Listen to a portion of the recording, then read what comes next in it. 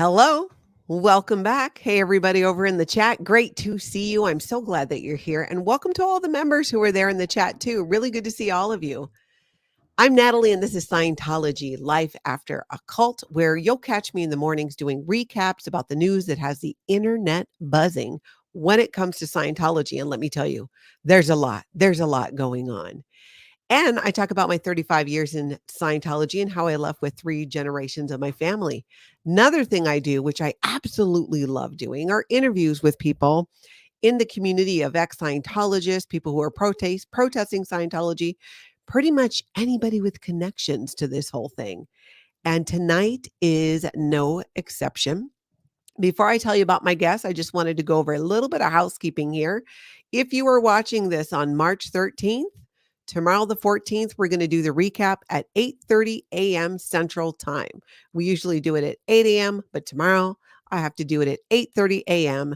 and might even be a couple minutes late because I'm going to be running in from another meeting. So just wanted to put that out there. I already did a notification and that new time is noted. So again, if you're watching on March 13th, know that for tomorrow.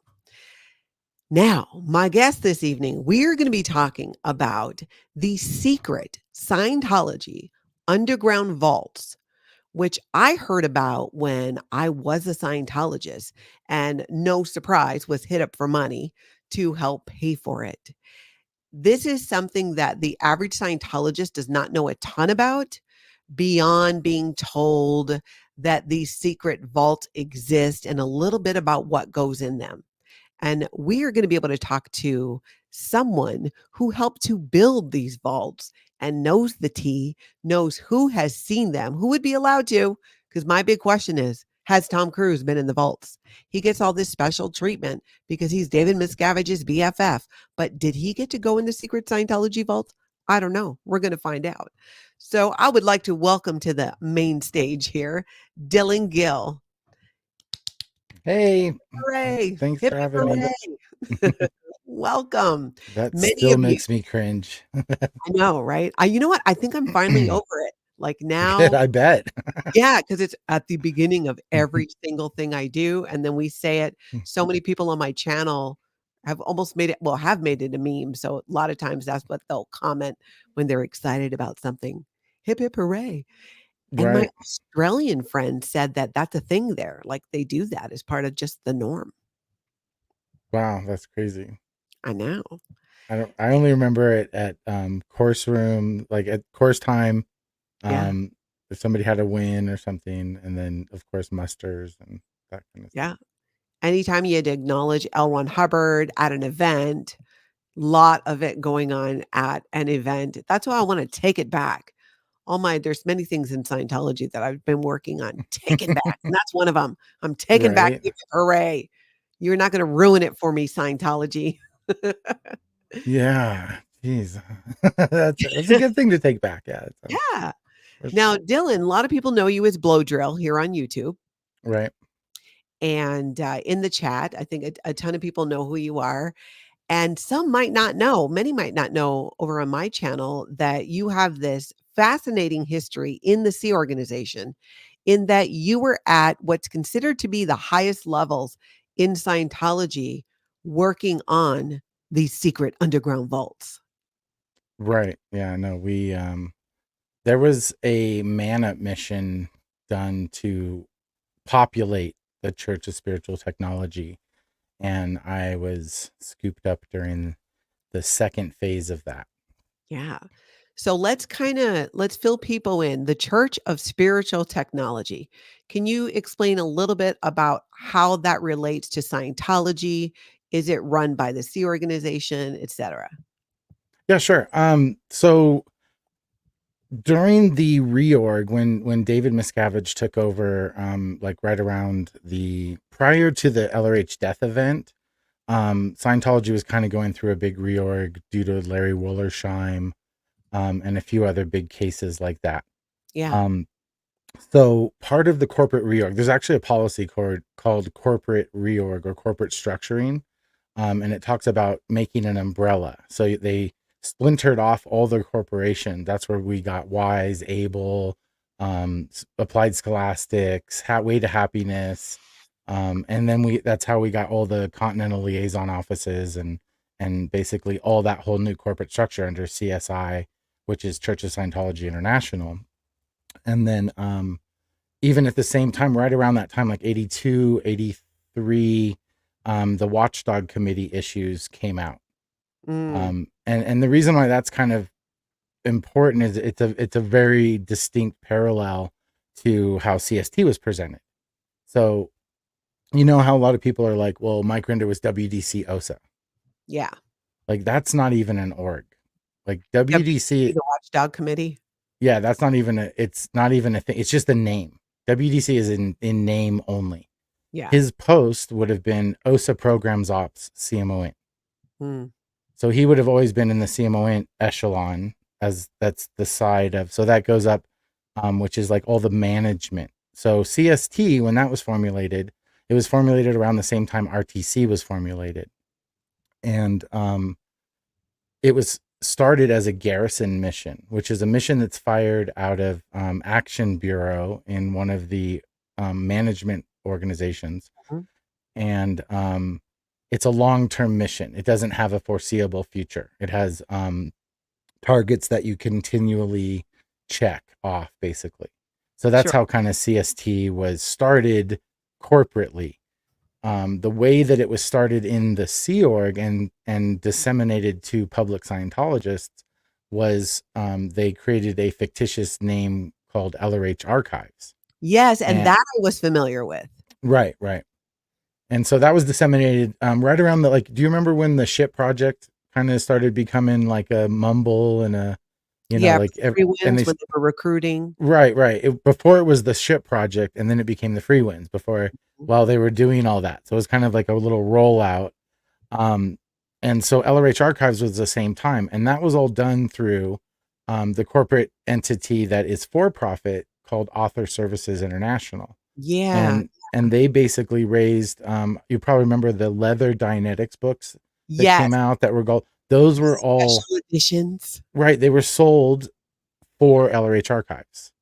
That's So that right. was how Raise money public for was. that project. Right, exactly. And then a lot of the Writers of the Future stuff and the science fiction artwork was all auctioned off and were supposed to go towards LRH Archives as well. So that was its like public reaching arm kind of thing. And so yeah, that's how they kind of set up CST.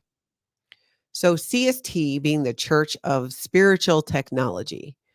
Are you familiar with was there any reason for that name, why it sounds like this separate entity from Scientology? Was there a reason why it needed to be named that for any public front facing reason? Um, Not particularly, other than LRH wanted, he had a bunch of advices about CST and archiving and the formulation of ASI, CST. As far as I know, there were never any advices on RTC and that whole formulation, but Sure. And CST, yeah. I just want to catch people up a little bit in case they don't know. Author Services is what ASI is because it's Author Mhm. Services Incorporated or International. Yeah, incorporated, or yeah, Yeah. And CSI is the international. Church of Spiritual Technology, and that's where Dylan worked. And they were tasked with archiving L. Ron Hubbard's materials so that they would withstand the coming apocalypse. Yeah, and it was pretty much like 1,000 years was the goal. Like you wanted to have verifiable archival processes that would last that long, including the construction of the facilities that would house them. So even at the time, there was the first vault that was built was in New Mexico, and that Mhm. was done into the side of a mountain. So it was done that if people start sleuthing a little bit, there's a few New Mexico articles about when they invited our port captain, who's in charge of the public relations, named Jane McNairn. She hosted I think it was the mayor and the sheriff of the local town next to Trementina. And because there had been an incident um, prior to me getting there, but right kind of concurrently with me getting there, What was the incident? where one of the incident was basically when they got the New Mexico property, they were creating a lot of like roads that hadn't been there because they were cutting out the where the vault was going to go, the landing strip, and then like the caretaker home. They're all in different parts, and where the LRH house was going to go. So it backs up to BLM land, Mm. and they cut a road across BLM land. Well, the Bureau of Land Management sent a couple guys out, and the I CST couldn't do people that. met them with guns. So What? and the shore story. So So well, the and Sea Org members, because they are Sea Org members, yes, they are SIG right? members. Yes, yeah. So you're saying because the Church of Spiritual Technology, CST, which Hmm. is a Sea organization, was building all this, they put a road right across BLM land. And Yeah, so, kind of kitty corner. It was just like about a mile, but mhm, it like definitely cut across BLM land. There was no doubt about it. which you're not Uh, supposed to do. no, that's yeah. You, I think you can if you get approval, but like after, it's like kind of, it's that whole Scientology thing. You ask for permission afterwards. Yeah, Yeah, like they've been it's like violating their permits all over the place at these right, openings. So right, the exactly. authorities, they show up to be like, "Hey, what are you guys doing with this road?" And you're saying Sea Org members met them with guns. Well, they carried guns in the truck in because there was it was pretty much developed. So it Mhm. was pretty wild land, and it's out in the middle of nowhere. So there's, more wildlife than people. So it Yeah, wasn't uncommon to have, some kind of device to protect yourself. sure. Um, but we at the time we had a shore story because we hadn't had tax exemption yet. So we were like, oh no, we just preserve religious materials and documents. And, we were supposed to be very vague in all aspects of every base about what our actual, which is a standard data series. You generate a shore story basically. Yeah, which is a And lie, but it's Scientology speak. right. It's a Scientology lie. So it's okay. Yeah, yeah, that's fine. That's totally Right. fine. Right. Right. Exactly. So So yeah, what that was ended up the happening with the road and all that? so they, instead of like de-escalating, the CST staff left them with more questions than answers. So Mm, they promptly went and investigated, figured out it was Scientology, figured out it was the Church of Spiritual Technology. This whole big kerfuffle kind of happened. yeah, We got people from our end, RPF. They were sent down to INT for cleanup. Um, and it was sort of gloss. I mean, it was sort of fixed. yeah. Because there was no weird, like we weren't doing anything that we weren't supposed to be, other than violating private property or Bureau of Land Management property. Um, Wow.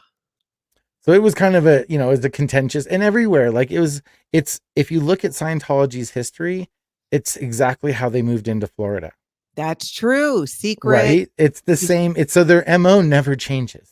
yeah, It they were just out never. there with guns. Right. Well, and they came in under the United Churches of Florida, and Yeah, like, hey, we want to buy this church, this hotel, and it's like, surprise, we're Scientology, and that was the whole. It's all premeditated. Like that's the whole idea behind it, is that nothing Scientology does is haphazard. It's all based on policy, and it's mm, all carefully orchestrated. It's all carefully investigated, and orders are done, like orders to the T, like fly yourself to this place, check into this place, do the, like it's, that's how they run things. So, yeah. So when you everything's, were yeah, sorry.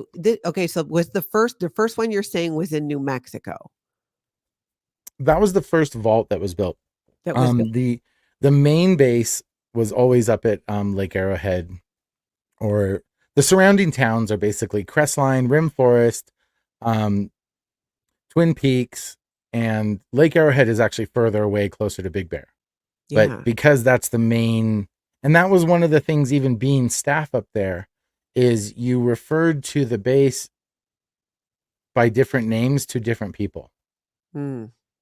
So it Be was, if you're in Scientology or not in Scientology? well, we didn't really deal at CST. We didn't deal with anybody, like anybody we dealt with in Scientology was either like author services or int. Mm. So, and none of them knew. So we had to be very careful when we went to Int. Like we couldn't tell them, "Hey, I'll be there in 2 hours." Oh, You know, so we even people at the yeah, it was confidential international Hemet base, where everybody but Scientologists knew where it was, that where international management was considered to be, right. was going they could not even know where you were. There were people at CST that didn't know where the external bases were. You mean Like, so there were people at this Church of Spiritual Technology run by the Sea Org, mhm, you're saying, who yeah, didn't know where these secret underground vaults were, the other ones besides the main base. Yeah, besides they their own didn't. one. So they would know if you're in New Mhm. Mexico, you're like, "Okay, I'm in New Mexico at the secret Scientology underground base, Yeah, you and never said that. You me." only certain people would leave the main base to Yeah. go to external bases, and you never were like, "Hey, I'm heading to New Mexico." Like you wouldn't do that. You were just like, "That's not happening." So it Tell was me tell me this, I'm so curious about so there's this plan because L. Ron Hubbard at some point said, "Hey, you better, like, preserve all my stuff because if there's, like, an apocalypse, people are gonna need Scientology to restart society." Was that kind of the feel? absolutely. It was, and it was also the, um, not to get off on a tangent, but it's kind of the Gnostic idea that like LRH, the way his history came about, the only way that he could truly fulfill his quote unquote whatever dream or vision is Mission. to become a kind of a deity himself. And the only way to do that is to preserve your name and your works for all eternity. Wow. So in the end, that's kind of that even plays into why there was never supposed to be another leader in Scientology. The org board wasn't set up for that. It had to be completely reorganized in order to accommodate an actual leader or one that oversees all, the Yeah, chairman of boards. But yeah. What David other Miscavige. than that, right. And so it's like even now where people are, it's become so like our short-term memory of like, well, who's going to take over after DM? Well, nobody, because nobody was ever supposed to take over for LRH. Like Yeah, that that's was true. unless there's a maniacal psychopathic narcissist in the wings waiting to take over for DM, and then it'll probably repeat itself. How did they figure out because these are Sea Organization members, and it would take you'd have to know something about technology of preservation on what kind of material who did the research? How did there had to have been external help at some point to maybe not create and dig out the vault. I don't know. I mean, kinda walk me through it. Who was Well, advising on that? so that's what's funny. Because there wasn't the internet. No, and even at the time, like we knew what it was basically taking a project and saying, here's your goal, and then working backwards from that. And so, unfortunately, a lot of this is covered in on the Scientology website about the preservation, and it's actually very well put together videos. Not that I'm saying anybody should go there. If you do, use a VPN or do whatever you need to do. Yeah. But it's actually quite interesting. And even on my channel, I have a few shorts that go over. I might or might not have snipped some of their footage.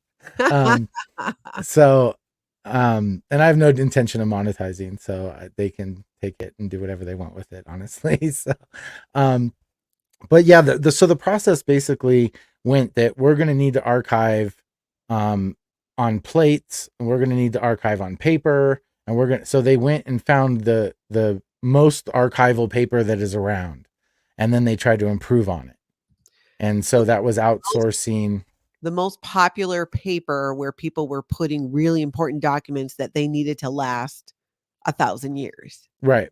Well, and subsequently, with when you have a lot of money and an intention behind you, like they created a lot of patents. They created a lot of almost like even when we built the underground storage facilities, we were using cutting edge technology at the time to create very strong but lightweight concrete. Because we needed to stack our in our corrugated tubes, we had to have so much. We wanted them to move in case there was a flood or in case there was earthquakes. And certain concrete, it gets you play with that brittle strength weight kind of ratio. So we were using fiberglass shards in our concrete, and we were doing just like over the top stuff at the time. Yeah. Um, and that was part of it because we were archiving forever. We were preserving the technology, so we were making it go right on a completely different level. You Wow. know, No so kidding. So, yeah, what about then, like, let's talk about, because I've heard a lot about these titanium discs. In fact, when I was in Scientology, my husband at the time and I went to author services there in Hollywood on Hollywood Boulevard and went right, through the whole song and dance. Well, if you buy this Battlefield Earth print that's worth nothing for $3,000 or whatever, right, the yeah, money goes towards preserving the tech, right. preserving L. Ron Hubbard's tech, and we were told a little bit about just that it was, these underground vaults. They didn't say where it was. So where did it come into play where it was like, okay, the thing that's gonna last 1,000 years is doing it on these titanium discs, and then the machine, whatever it was to then play them, isn't that there as well? Wasn't that part of it? Yeah, they made a record player that works on a few different medias. You can use it as a hand crank, solar. There's a few different, and plug it in as well. There's also Nakamichi dragons, which are per policy. Wait, wait, And wait, so what's that? um, tape decks, like dual, like LRH talked Oh. about. Yeah, like in it, every course room in Yeah. Scientology are Nakamichi dragons. That's the I didn't know they were brand. called maybe that's how the rumor about Scientology having dragons got started. Yeah, maybe. I don't know. Yeah. Maybe because he writes about it. It's like the rainbow vacuum, right? Like the approved vacuum to use in LRH spaces is the rainbow vacuum. Does And that so still like exist? absolutely, yeah, you can still buy them. They're like so expensive. They're like a little bit better than Kirby kind of thing. I think they're like 4 grand a Wow, piece. that's It's like crazy. military kind of stuff. Um, Yeah, but Smooth Steve is saying it's high-end Japanese audio. that's right. That's right, Yeah. Smooth Steve. Super So high that end. At super least high-end. for the 1970s and 80s at least. Yeah. So it was But determined that that would be the way to go, and you're saying that the record players, well, I mean, I guess for lack of a better way of describing them, were solar, plugged in, or they could be crank. And were there actually titanium discs that Ellen Hubbard's like I mean, what was on there? Was it just they were done in nickel. They weren't done in titanium. okay. The titanium was the containers that have the inert gas in them, like which is argon. Mhm. Um, and so it depends what media you're talking about. So it wasn't just like it's all his written, it's his voice, it's video. So there's all these different types of media that had to be preserved Mhm. and then had to have equipment to be able to utilize them and to disseminate them to whoever. What Yeah, material whoever had a code for the locked vault. That we won't talk about that part. um, what materials of L. Ron Hubbard was the intention to every single lecture that he ever did, every single book that he wrote, was the intention to have all of those preserved onto these nickel plates? yeah, every HCOPL, HCOB, every advice, all the R&D volumes, which is research and discovery, Mhm. all the obviously auditing levels, um, everything that all his science fiction works. I mean that's the part of immortalizing, isn't it? Like that's Yeah. so the first part of archives was when it was started in like 82, 83. Um, the first phase of the project was to go out and find every handwritten, every anything that was original or like any masters. Yeah. And so that spanned over probably 5 years or 6 years of going Find to all these every places. original of L. Ron Hubbard's work, every piece of original Right. work he had. Okay. Right. And so by 89, we had almost everything and we're verifying all the things that like a lot of the lectures, we didn't have original masters. We had original copies, Mhm. or we have, like a 3 off kind of, we didn't have the original, but we had like the copy of the copy Yeah. kind of thing. So, and then a lot of them were so deteriorated that they actually had to invent machines to help repair them. And so, yeah, they went to a lot of, I mean, they spent the budget for CST was like ridiculous. Because there was a preservation side and then there was the archival side. And the archival side was basically, I mean, you basically take a page out of the like Knights Templar, right? Yeah. Like their whole idea was to build like bury stuff in secret vaults. Yeah. So it's the same basic idea, and that, those whole ancient knowledge kind of plays through like science. It kind of explains where LRH's head was at when he Yeah. started to connect the religion together, and even in the later years, how that psychosis kind of developed and became almost like a paranoia. Um, so Wow. It's this, I mean, the magnitude of a project like this is absolutely incredible. Do you have any idea how far they actually got in doing this?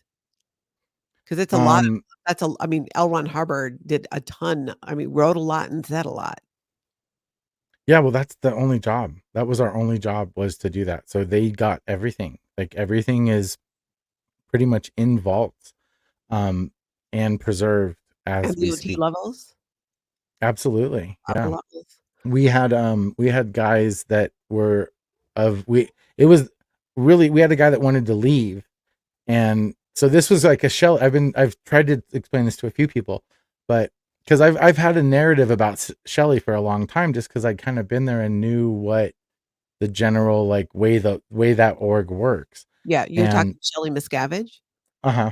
Okay. um is we had a guy that was our only OT translator. So he was the only guy that could like copy any of the original LRH OT stuff onto archival paper and Now, that kind of stuff. let me ask you this. When you say copy onto archival paper, did they handwrite it? Was it typed? No, like copy. Like we got like archival copy machines with Oh, archival ink yeah, and that like paper, and yeah, like almost like a Xerox but way cooler. yeah. So, What was um it all in English or is it preserved in other languages? that's a good question. I assumed it was just English, of course. Yeah. No, So but I would imagine that might be, don't give them any ideas to work those people more. yeah. Um But when they they're copying this over, all of the materials are pretty much on there because, like you said, that's all that these people were doing, and there's one guy who could do the upper levels, the OT levels because he had already done them, so he was the only one who could make the copies of the confidential materials, and you're saying right. you wanted to You're right. leave? Oh yeah. So we would have to we used to watch, like, so that gate, like when people have seen pictures of CST, like there's the main driveway and there's a little Yeah, guard shack. yeah. And so we used to man that all the time, like overnight. So there would always be somebody on watch duty. Um and so when he was in ethics trouble and was reading, basically he was like writing OWs, which is overts and withholds, Mhm. and he was reading the axioms and maxims. So he had to Um, read LRH materials and disclose his harmful acts that he was doing because he wanted to leave the Sea Org. and it was pretty much, he wanted to just go back to Int and be with his wife, is honestly what he really wanted. Oh, he didn't even wanna Um, leave the Sea Org, he just wanted to leave the Church of yeah, Spiritual. he was just unhappy being there and being like, because the whole idea was CST was originally manned up for couples. They wanted it to be primarily couples because of the end product of CST was to have caretaker couples at the different bases. So Ah, you would have, remain behind and live there. right, and excuse me, and maintain, or be able to swap each other out. So one couple could be at the main base and doing enhancement, um, better known as indoctrination, um, and keep them in the fold while another couple goes out. So you would always have a caretaker couple, um, to just man the bases, and that was the whole complement of staff for every external base Just that we're 2? supposed to. Yeah. So then what was your role? I was the estate secretary, or the division head over the estates, which is all the buildings. So my job was to maintain all the property, all the buildings and dwellings and structures, I was over all the new construction, Hmm. and then the external bases. We had in CST, we had a division 3A, and which was our external division, but Hmm. it was like ghosted on the org board, so it wasn't there, but it was there. And yeah, so Wow. that's what my job was. I was the What division head happened? over that. What happened to the guy who wanted to go and be with his wife at the int base? He got handled. Did that's they? that's what happens in Scientology is you get Yeah. handled, right? Yeah, he just and eventually he became he did his job and went back to work. And so when I did the podcast with Mike and Leah, Hmm. um, they asked the same thing, and I was like, honestly, once Shelly got through the conditions and they were approved, she would be put on a post and she would be producing. Yeah. So, and Like, for people that don't know, can you kind of explain a bit about that so they understand where it is that Shelley Miscavige is and how that's set up? well, right now Shelly Miscavige is in Twin Peaks, at the base that's right up above San Bernardino. And is that Um, a base for the underground secret vaults?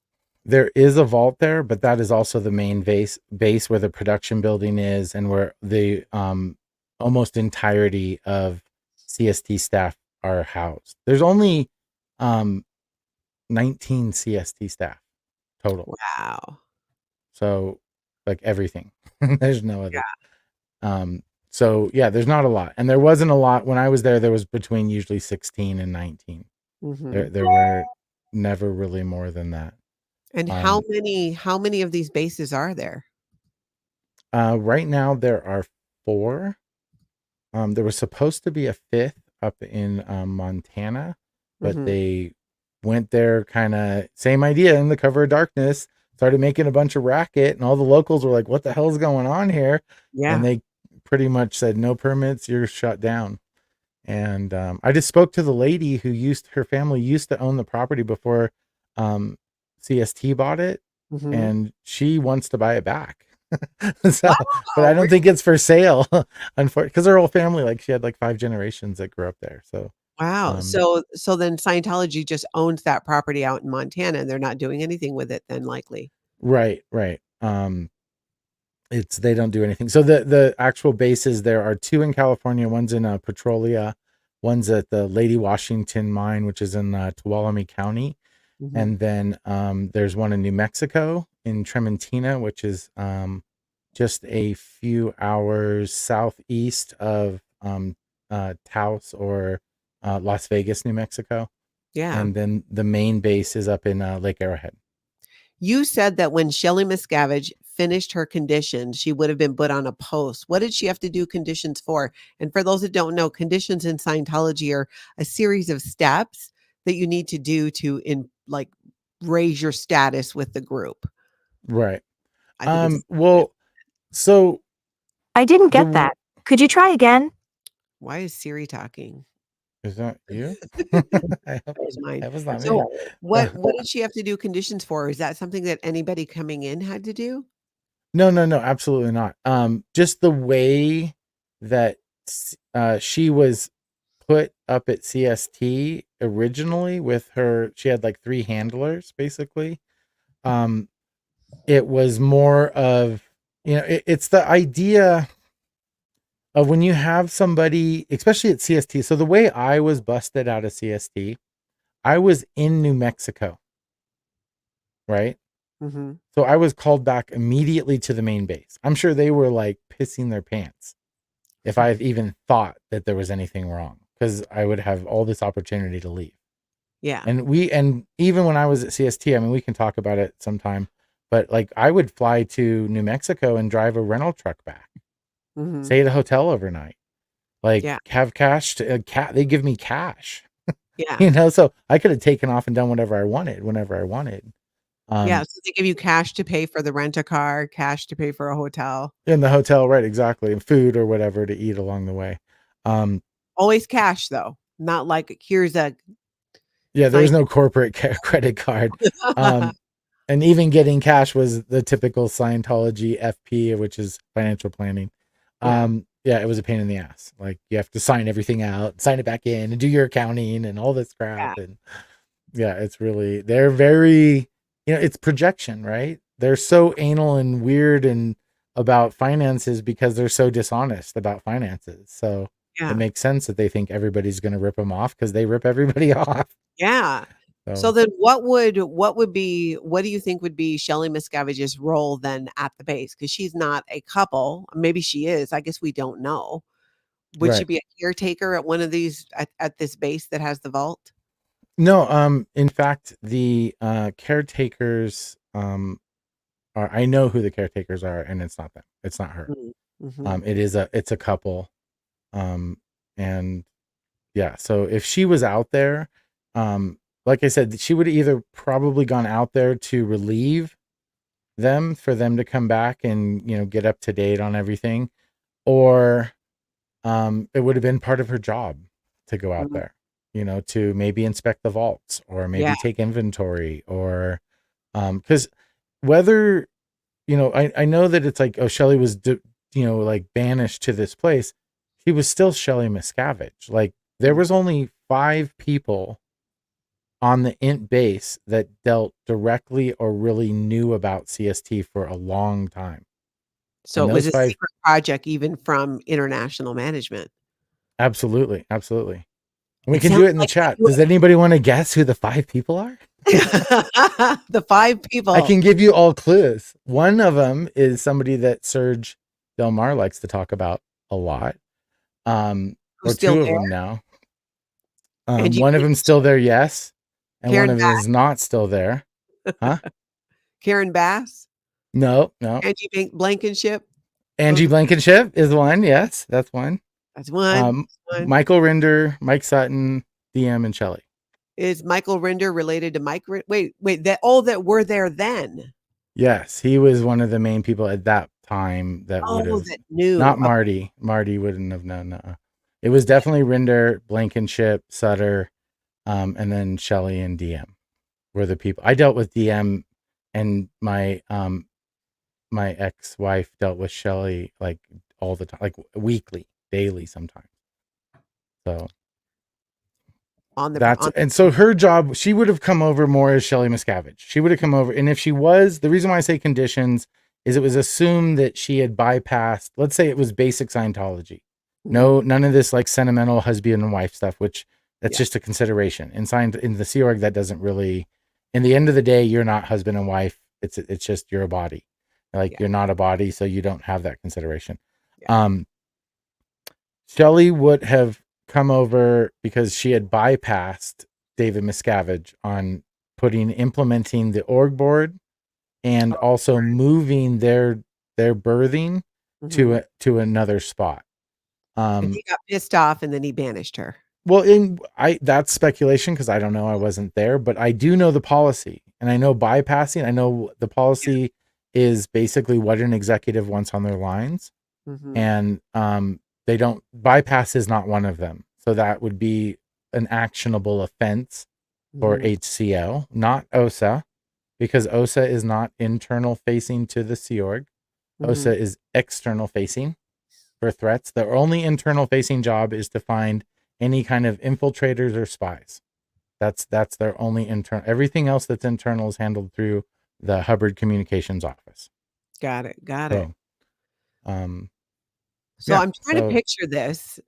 How large would one of these vaults be? Were they pretty consistent in being similar in size? Yes and no. They're about 300 yards long.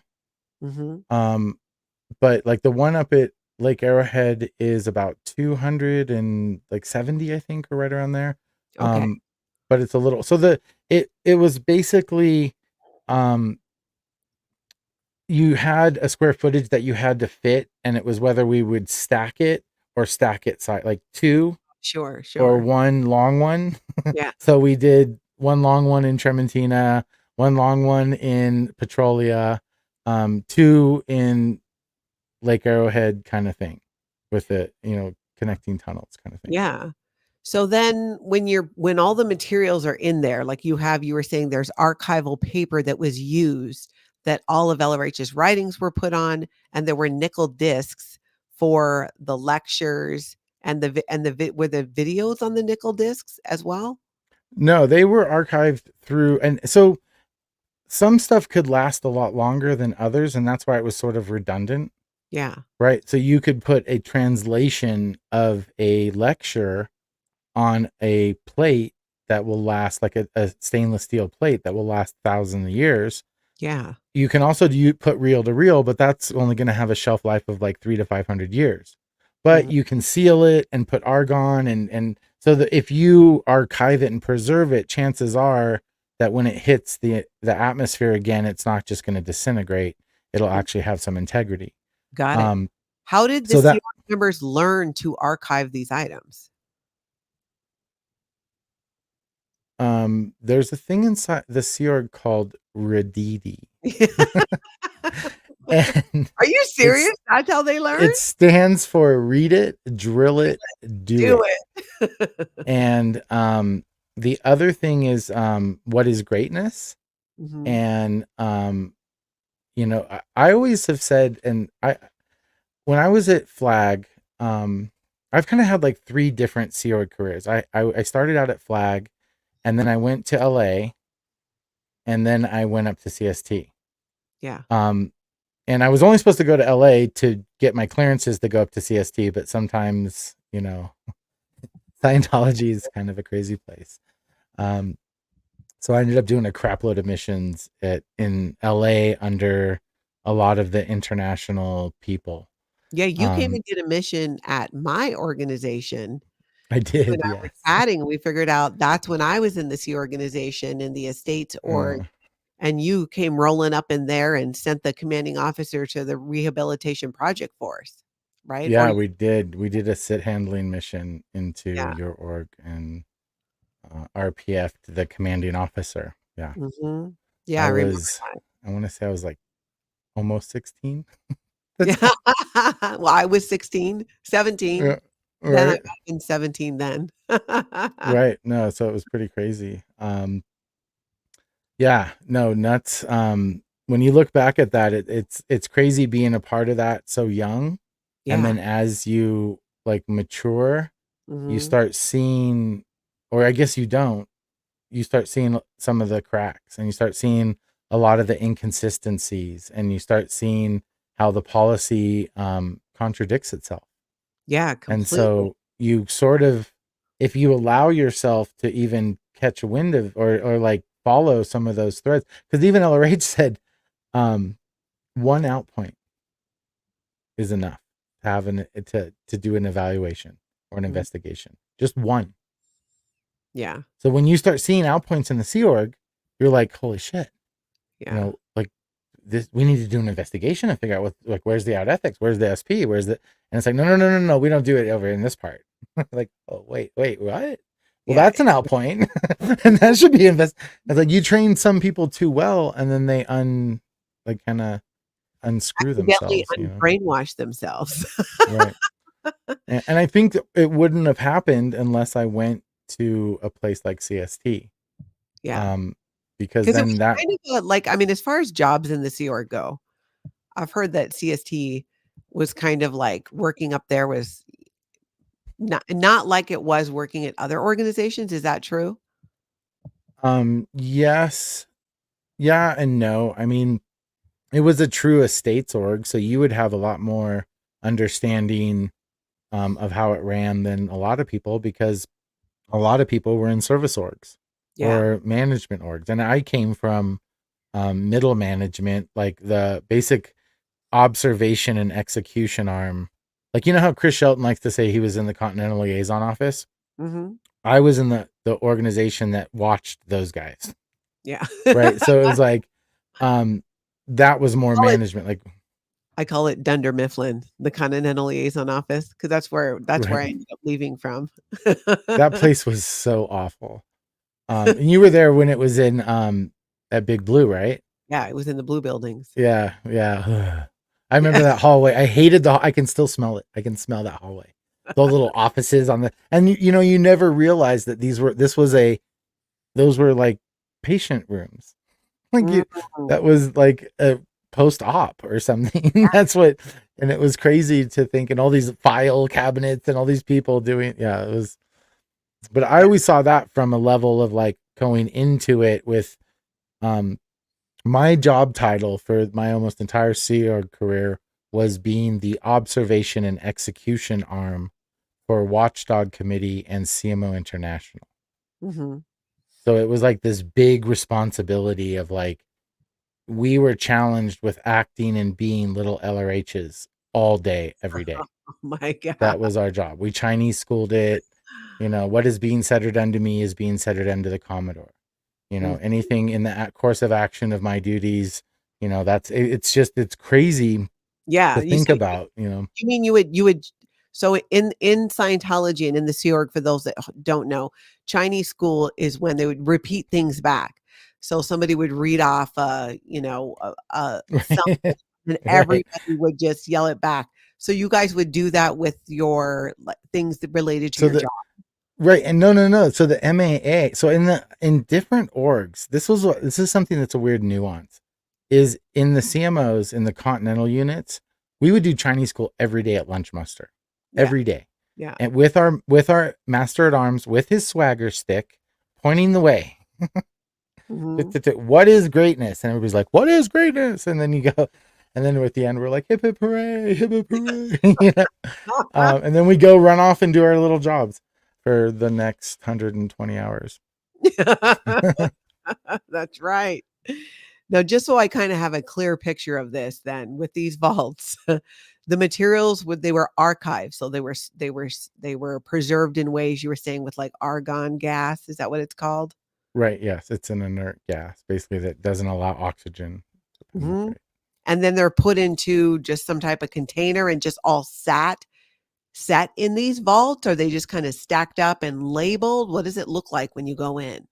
They're absolutely, they're like, it's almost like a baker's rack, Mm-hmm. right? So if anybody's done any baking or anything like that, like a proofing rack where you'd proof everything, it's the same idea. So once we made the time capsules, which were made in Taiwan, by the way, at the same time they were making the Mark 8 e-meter, which Mm-hmm. was kind of funny, because our deputy commanding officer for external and our commanding officer were doing all the research for David Miscavige on the Mark 8s at the same time as that we were doing the time capsules.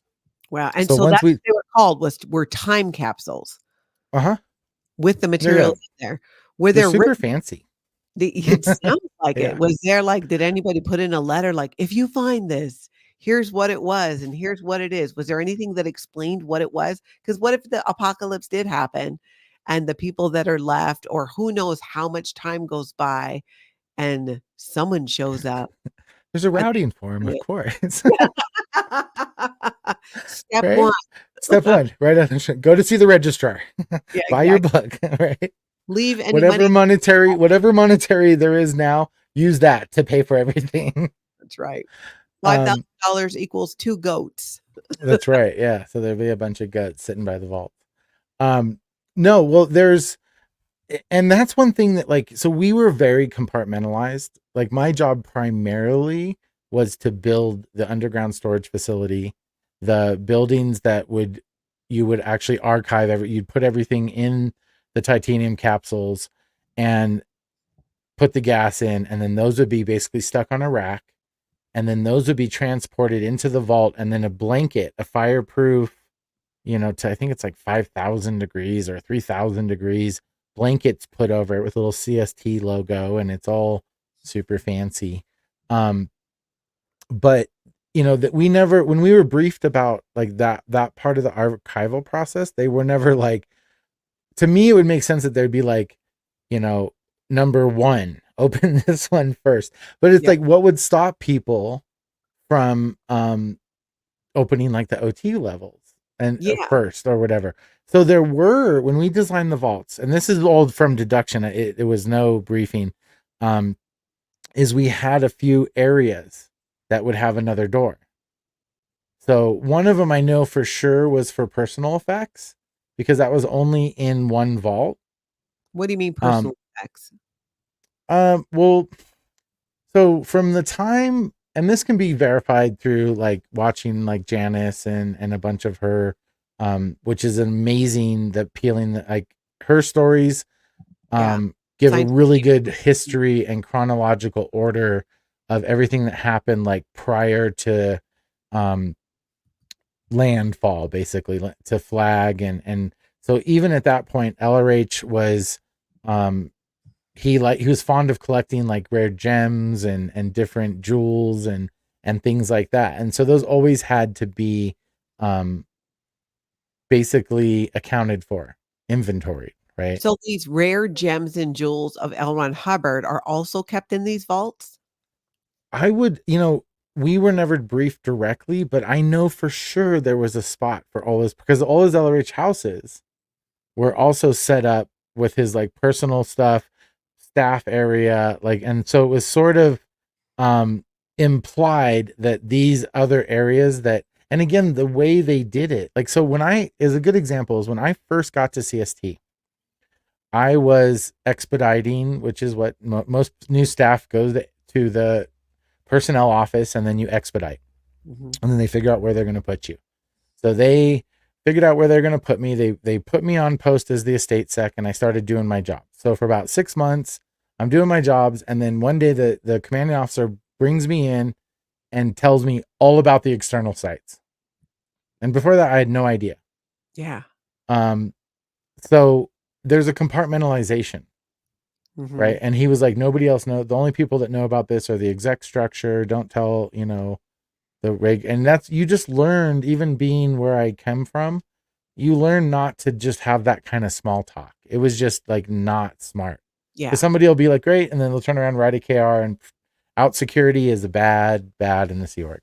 Yeah. That's RPFable immediately. So, Mhm. you just learn to kind of not do that. It's a Lord of the Flies kind of thing. You preserved yourself as much as you could. Yeah, definitely. So there was an LRH home at every or is at every one of these bases that has an underground vault? Nope, not a vault but the vaults. So the whole base has an LRH house, a caretaker house, and an underground storage facility. So in those underground storage facilities, there's, your entrance and all what you would see, all the archival stuff, but then there's also another vault door. And so I had hypothesized that would be for OT levels, Ah, possibly, yeah. and personal effects, because there was also another room for that. But there's only one, that has three, and that's in New Mexico. So if he was going to have his stuff somewhere, that's where he would have that. But then that also would have to be inventoried.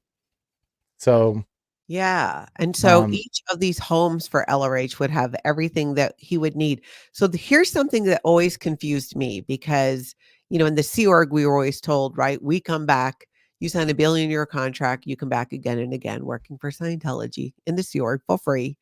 mhm, But then it was also said, well, L. Ron Hubbard went off to Target 2, and he could not right, do any more research with a physical body, so he had to discard it. That was a short story told to all right. Scientologists that he causatively dropped the body. And, you leave Scientology and find out immediately that's not true. Were you in LA when that happened? 86? Yeah, I was in Hawaii, Yeah. and Oh, then I you're in went to Hawaii still. right Okay. after. I Yeah, gotcha. yeah. I was at Flag when that happened. Mhm. And so we were reality factored in no uncertain terms that we were not to show grief or emotion. Yeah. We were supposed to go to the event and then go right back to post and produce. Um, and that was kind of and then what's weird is right after that, like within a couple of days, the loyal officer issues showed up everywhere. Oh, that's right, about Pat and Annie Broker being Right. next in line to take over and run Scientology. Right. So that was the only crack that any internal Sea Org people saw of this internal struggle Yeah, when at the David time. Miscavige took over and got rid of them. Right. Which is pretty, that in itself is an interesting, the way that kind of happened is pretty interesting. Um, but that was a sign for where I was at the time. I didn't realize it until later, but I was like, wow, that was an internal struggle, because so that issue basically said that Pat and Annie Broker were promoted to the rank of loyal officers, and LRH was no longer the Commodore and was now the Admiral. And so he was going off, and he was going to go off to Target 2, and that was kind of the whole, and then that got taken down with a swift correction. When And David then Miscavige had his coup. right, well, and it was kind of happening during that Mhm. is kind of, it was like who could get off the first volley kind of thing. Yeah. And that's when he was going, that's when he put Janice's sister on post, I believe, and took over, because he was in the special unit at the time. And then that's a whole nother, I mean, you can get, that's a big rabbit hole. I love going down. I have a ton of research on it, but it needs its own little, Yeah, we'll do another yeah, video it on needs that something. rabbit hole. But you were saying then with where were we at? With the vaults, because I was trying to picture in my mind like how these look and what's in there and what the plan was if and when somebody discovered these things. And each of these bases has a house for L. Ron Hubbard. Each of the houses on the different bases the same? I mean, are they like, and how big are these No, homes for absolutely. L. Ron Hubbard? How many bedrooms, They're how many baths? they're around 35 to 3,700 square feet. Oh, that's Like the one, big. yeah, it's a big, like, multi-level house. The one on Lake Arrowhead is basically set up for LRH to come back, and his whole support staff to be able to work there. And there's another cabin on the main base for all the international execs in case he needed them. So there was, like, I know a lot of people are like, oh, was there LRH coming back or not? At CST, LRH was coming back 100%. No, I honestly would glance over at the gate all the time, expecting some little redheaded kid to be running up. Like, kind of, Yeah. it's weird because when I had a kid, he was redheaded, and I was like, and I was redheaded when I, like, it was a trip. Like, it was, there's a lot of layers to this trauma that present themselves in very odd ways. So But with this house though, these 3,500 square foot homes for L. Ron Hubbard at these different bases, were they fully furnished? Like absolutely, yeah, no, they were pretty much like upholstery? turnkey. Would Like, they update them? I mean, you were there for 8 years or so maybe you wouldn't know, but because how things looked, and we're talking about in the 80s, right? 80s, early yeah, 90s. 80s to early, yeah, exactly. It was all like pretty much cutting edge stuff. Would it be updated by now? Maybe. Depending on what Are the there one oak thing, cabinets in the kitchen? right? No, I mean, it was all high end. It was all custom. Everything was done with kind of spare no expense. Same way in Gold were kind of built. Yeah. Like that, like the RTC building that has like 15 people in it that could house like 1,000. It's like it's built over the top. Like, even when I was out, and not that long ago, like a few years back, I was in Denver, and I went into the Denver org, and they gave me a tour and all this, and um they showed me the sauna, and they were just, all they could do, it was so weird because, like, growing up in it and having my father in it, my grandfather in it, you have all these principles just like ingrained in your head. Mhm. And all they were doing was like hopping up this mess, like this matter, energy, space, and time, right? Like, Yeah. they were just being like, this wood is zebra wood from South Africa, and I'm just like, wow, like, this is completely different than what I grew up. Like, Yeah. this is completely like morphed, and not that what I grew up was not snake oil and Yeah. um It wasn't as much about the stuff. It wasn't right. as Yeah, keeping up exactly. with the Joneses. That's why I was wondering about those homes and the setups. Does someone go in and someone must clean or dust or maintain it? Do they run the pipes? I guess it doesn't get freezing There's cold. there's a stat in estates, Yeah. and it's called square paces. And so that stat is basically number of square paces that are clean. Like, if it has a piece of paper on it, it doesn't pass. So Yeah. yes, that was my stat. My stat was number of square paces.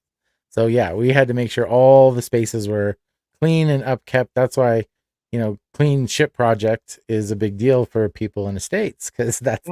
that's when everything gets clean. Wow. So there's everything he would need. He could just walk in and these homes would have everything. There's towels, there's clothes. I always wondered, like, do they update the clothes? Are they putting clothes that was from back when, or are and they they wouldn't put them out like that? daily or anything. I mean, like, I think some of that stuff you don't even know how old he would have been, like, and even hypothesizing that is kind of silly.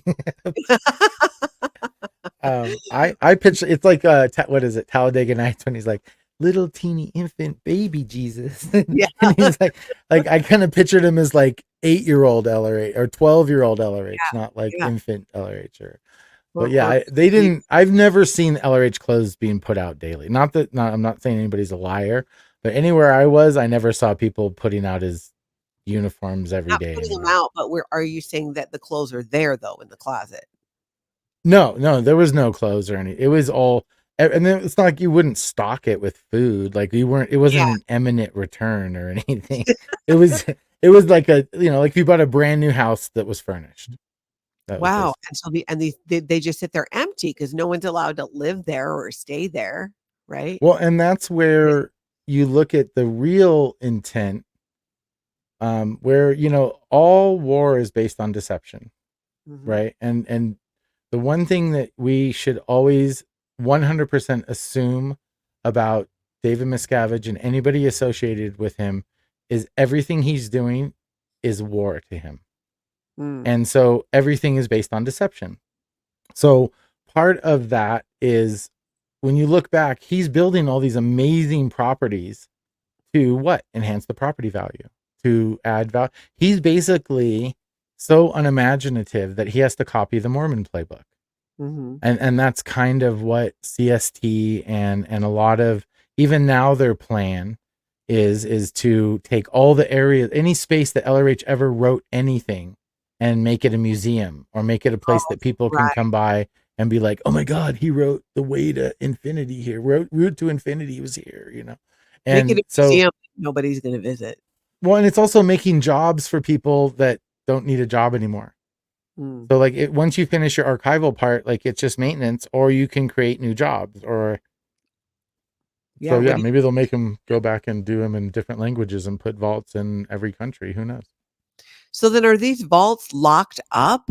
Or because what if, there's the apocalypse, right? Do you run and unlock the vault so people can get in?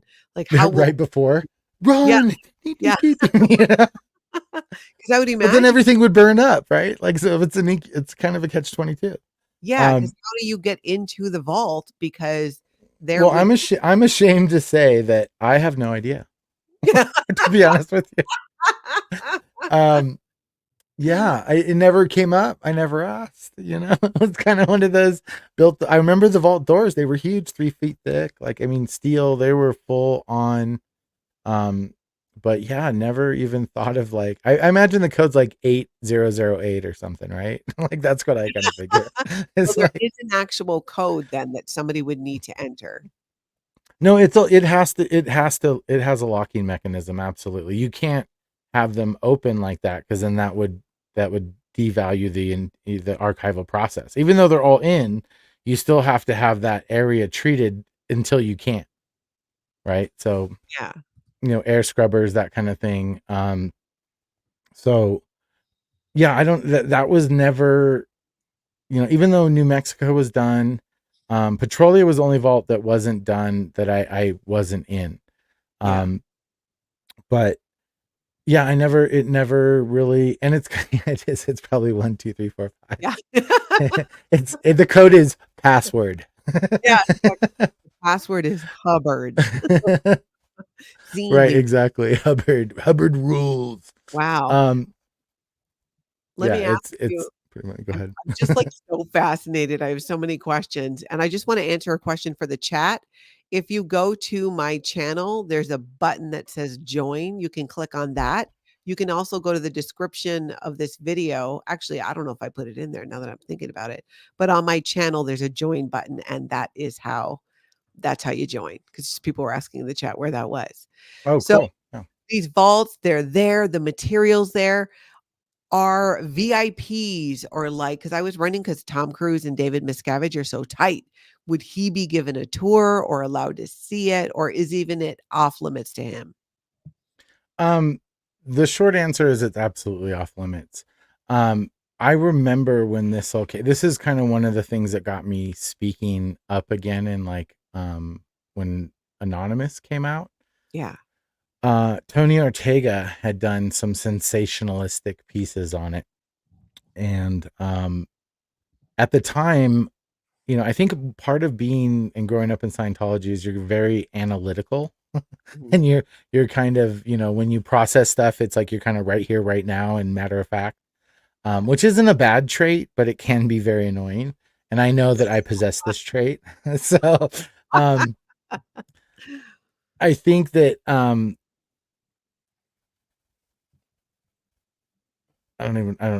totally lost my train of thought. What I was saying. Like, I got carried away. Sorry. You know what's funny? Ever since you mentioned you were talking about Chinese school and how we used to drill these LRH datums and stuff, and ever since then, just been running in the background in my head. The ones like that we like. I totally remember we would do the affluence attainment. You remember Hmm. affluence Yeah. attainment? What is it? I don't Hard work, remember. good ethic, standard tech, doing the things at one, not new things untried as yet. Uh, Applying the formula of the condition one is it in. was in. That's right. I Oh cannot tell God. you what I had for breakfast, but I remember that. I know, right? I tried to, we only did like messenger orders, and usually, so it's even, I did an interview before everything got really crappy with Claire, and she had her little Chinese school things that they all did, and I was like, huh, we never did We that. didn't do those. So they were You know, we did a technically different Chinese school than that. yeah, they were different, and that would make sense that they would vary by organization and what was needed. I know we would do the affluence attainment one or like, the, uh the degree of complexity is directly proportional to the degree of non-confront. That was Right, an right. LRH datum that we would get a lot because it's like, if you're complicating something or it's complicated, it's because 'cause you're not confronting it, and that Exactly, was right. yeah, that all the time. I remember I think we did that one at the Continental Liaison Be org willing to there confront too. anything. You know, and it's funny too. I know we had planned to talk about our daily life in the Sea Org. Yeah. Um and we should definitely talk about that sometimes Oh, no, because we're doing that. Yeah, that'll yeah, be a whole separate one. that's definitely like the day in the life of different echelons of the Sea Org is actually quite interesting. Yeah, and how it is Because we had different. missionary units. Like I would fire myself on missions, you know, at 3 a.m. If I Mhm. couldn't recruit somebody, I had to go on it myself. That was part of the policy. So Uh, I did probably 50 to 60 missions in the Sea Org. wow, And that's a lot. I don't think I ever did a mission beyond well, you know what? I did recruitment missions for the Sea Org a couple times, but I mhm, don't know that it was an actual mission. I think it was a tour, because to do a mission, you right, gotta do the whole uniform, you gotta do the whole right. routing Class volunteer. A lanyard. Yeah, it was Yeah, awful. I never did any of that. I think it was just a recruitment tour that I went on with somebody and did that. And So, those were done through, I think, Div 6 a lot of the time, yeah, because they were for that promotional marketing. yeah, I think so. So when you're up there in these vaults right now are there, they exist on Hmm. these different bases, and they're full of L. Ron Hubbard's technology and ways to consume that technology. There's solar, there's plug-in, there are even crank things for the machines. So when David Miscavige came out and said, "Hey, we found all these errors in these books for L. Ron Hubbard, so you all have to buy them all over again." Did that affect what was on the nickel and the parchment or whatever it was?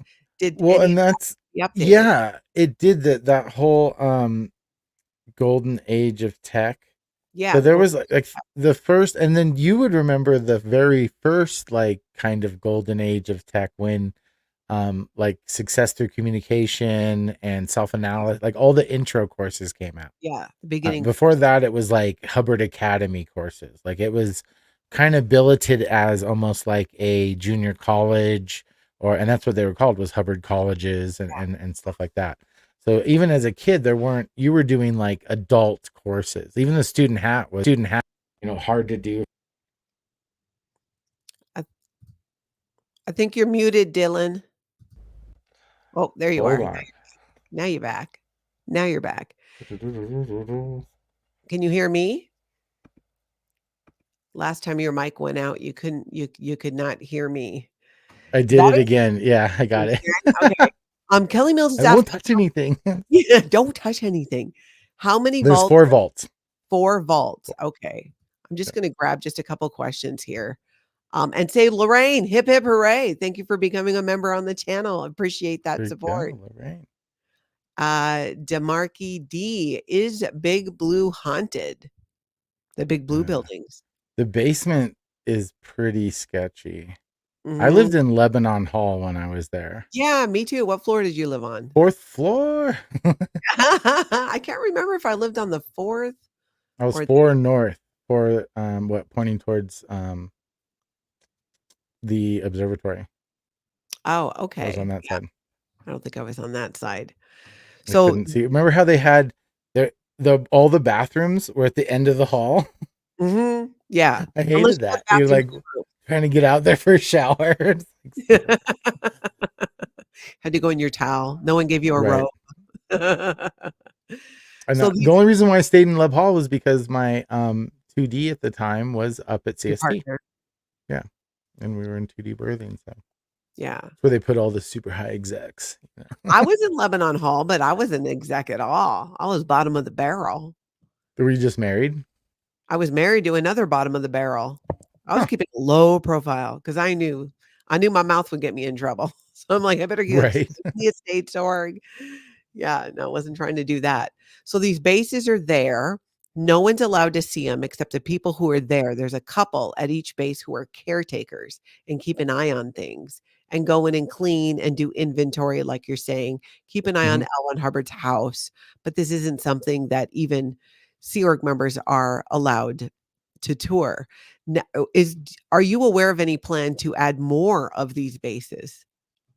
And there was, and that's where Wyoming came in, and then there was talk about South Africa. But I don't know what happened, because honestly, the way that the bases were funded were through Sea Org Reserve #1 and ASI. And Sea Org Reserve #1 is basically all the income from all of Scientology is brought up through the Continental Liaison Office International. And then that's brought over through the INT Management Office, or the INT Finance Police, basically. And all that is then funneled through this account called Sea Org Reserves, or SO #1 is what it is. And that was one of our main accounts that we built most of our vaults from. Well, if you look at the way Scientology's kind of gone, the income has dropped down.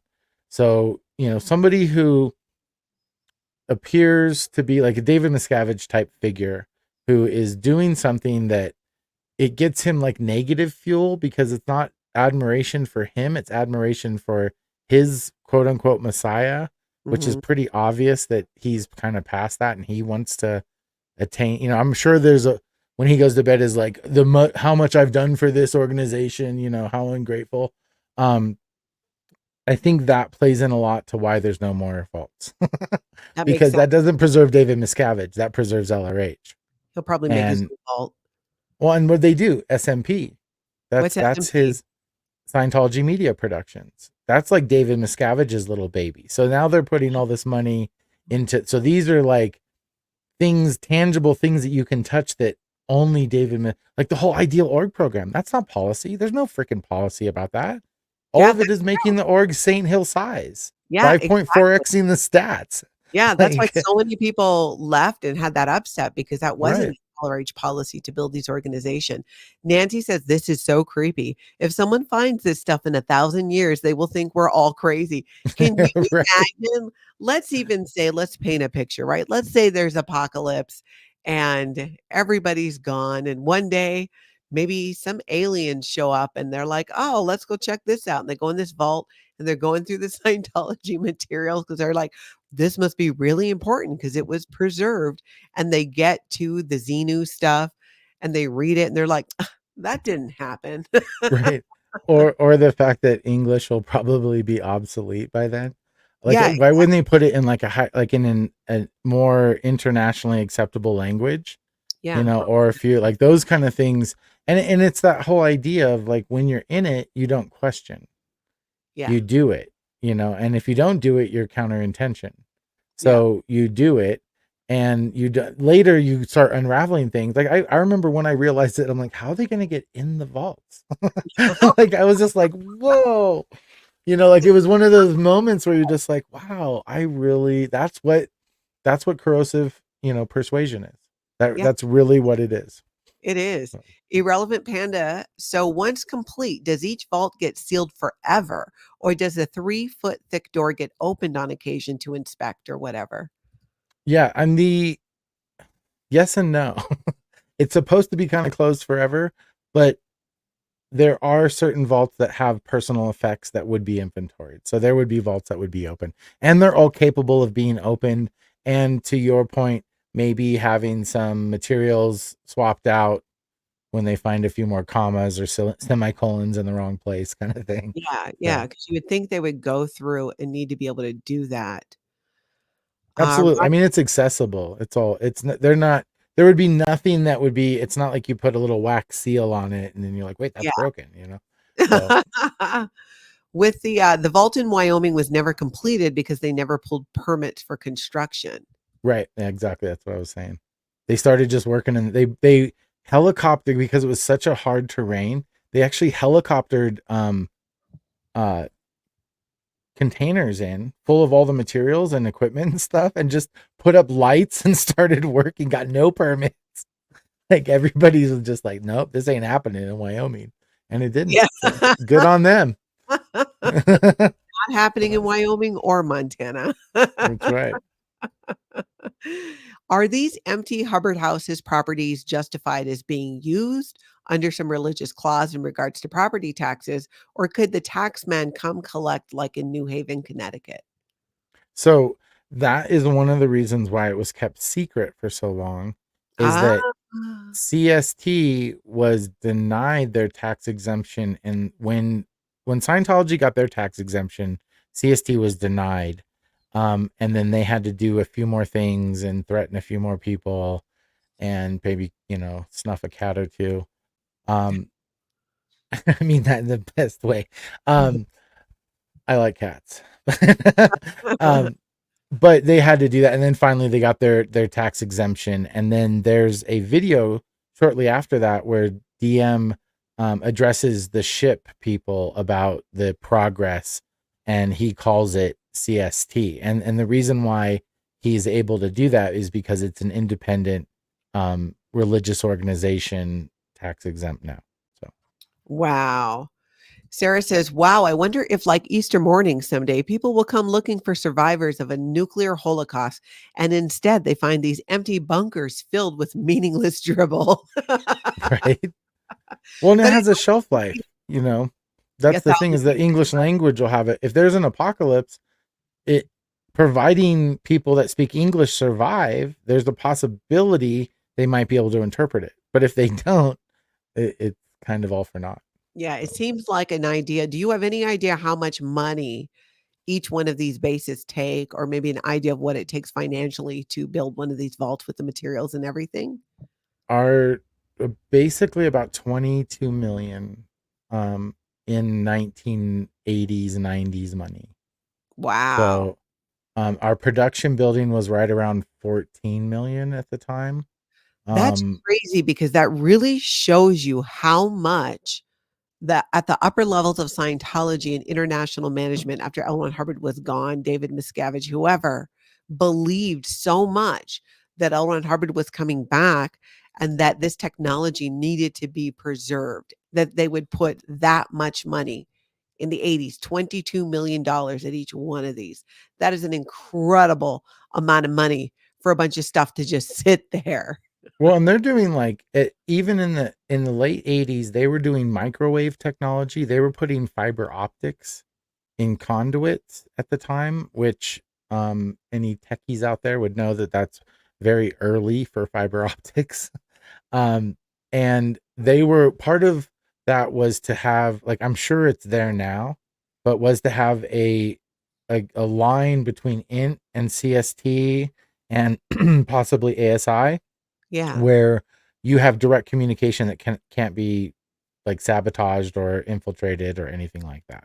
So we did glycol heated stamped concrete pathways all through the Lake Arrowhead, like 5 miles of pathways that would Underground. heat up.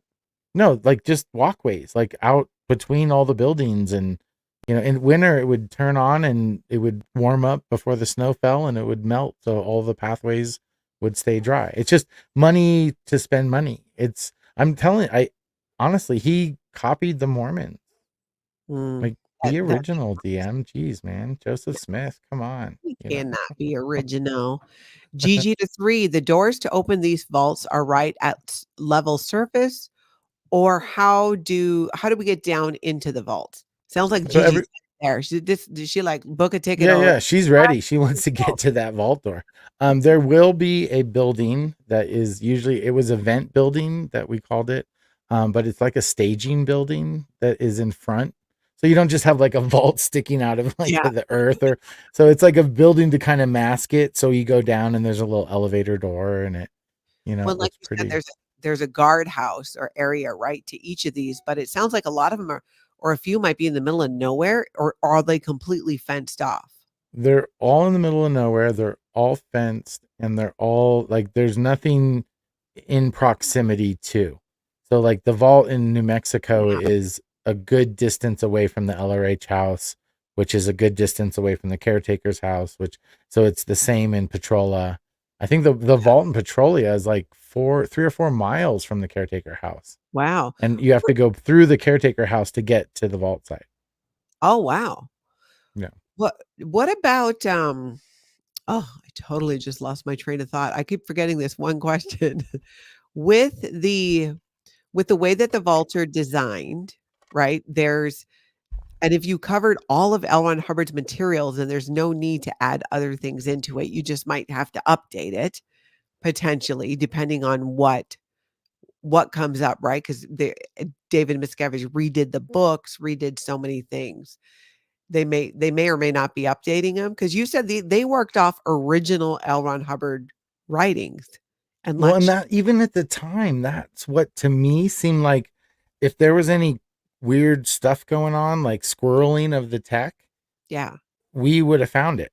Yeah, And so it's what not a lot of the stuff that didn't, it was a lot of questions on like what OODs would go in, which is like orders of the day, or what flag orders, or what ship orders, or what, and it was very much LRH legitimately written word. Like a lot of the like all the Commodore's messenger orders were written for LRH, not by LRH. So it was authorized and approved by and written for. So there was a lot of, like approval needed on what does and what doesn't get archived. Yeah. Um, I had so heard I thought before that there were some kind of like crop circles or something pointing to these oh places. Is there any truth to yeah. that? And if so, what is that about? So when I did an interview with Tony Ortega like 6 or 7 years ago, I want to say. And he was all hell bent on having the meaning be like it's for LRH to find his way back. And I was like, that just doesn't make any sense, right? The CST logo itself it's almost that little hint into like LRH's kind of dark magic background, Yeah. kind of like the way they're not diamonds, they're ARC and KRC triangles with what above is below kind of Okay. concept, like Rosicrucian kind of concept. And then the infinity logo is not really an infinity logo because it's elongated, and Mm. and it has a different meaning. So So those there was are out there that you can see from up in the sky or from space. right, and the idea is that there was an ancient knowledge or idea behind it that would attract um beings or thetans or spirits or souls or whatever to those locations. Not it's and maybe it was based. I mean, and this is the weird thing about Scientology is like you can, if I give you my experience as I experienced it, I was a true believer when it happened. I grew up in it. My grandfather, like I have this lineage that to me it was all of course. Don't Yeah. look at the Yeah. newspaper when OT3 is there or you will die. And Yeah. you don't, that was like palatable fear. Like I was afraid to, and I remember seeing it on the coffee table going like, oh my God, that's, you'll die. And Yeah. so it's that, um, when you look at it from that perspective, or you can look at it from the perspective of having lived it and now looking back saying, of course it was all bullshit. Yeah.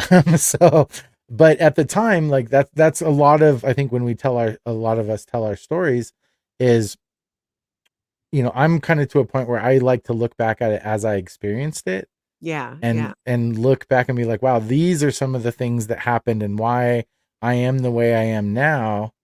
And of course it makes sense now, but when you're in that corrosive persuasion, it's harder to decipher because you've already had all your good stuff corroded away and now all this stuff has been put in Yeah. its place. So Being out there in the middle of nowhere with these, and for lack of a better word, crop circles, so that, like you said, that are created, the infinity symbol.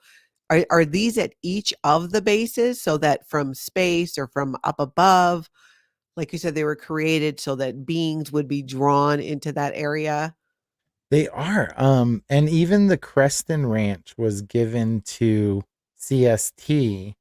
And that's where LRH passed away. That was the horse ranch in Yeah. Creston, California. And there's no vault at that site. At least there's no like storage facility. There is a personal vault there. And that could be the other place that stuff would be stored. Although I think security wise, I remember hearing a story about Pat Broker trying to dig up a vault at that place that had a bunch of stuff, but I don't know the validity behind it. That's true. Um, Cece's asking, did you ever see any UFOs around any of these? in Trementina, there's that. I mean, like where I live now, it's crazy. Like the satellite, I am out in the middle of nowhere. Like I have no light pollution at all where I'm at. So it's Wow. quite same with there. So I not per se, like not like that kind of experience, but there was definitely a vast expansion when you're out there. Yeah. Oh, it's just fascinating, Dylan. We're going to do a few of these. I'm sure we'll do multiple videos because we want to do one specifically about kind of a day in the life of a Sea Org member. What does that look like? And what does it look like at the different levels? So we are Right. going to do that again. I thank you so much for doing this and sharing about it. And everybody, keep your questions coming because if not, in the comments, if you're catching this on the replay, you can head over to Dylan's channel, Blow Drill, right here. Go subscribe. He's got other videos you were saying on there too, right? Where you I do, shared some yes. Yeah, I got a few.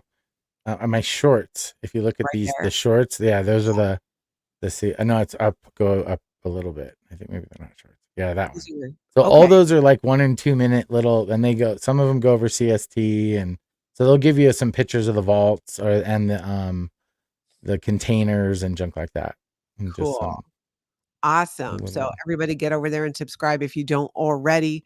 We will do another video. Absolutely. I think we're going to do a bunch of them and kind of really get into pull the curtain back on some of the day-to-day things about the Sea Org because I know I get a lot of questions about that as well. So thank you so Absolutely.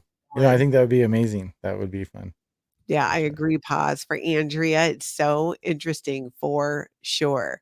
So, everybody, you know the drill. Hit that like button. Make sure you subscribe. Subscribe to both our channels. Check your subscribe button. Dylan, hold on for just a sec. I'm going to talk to you offline. All right.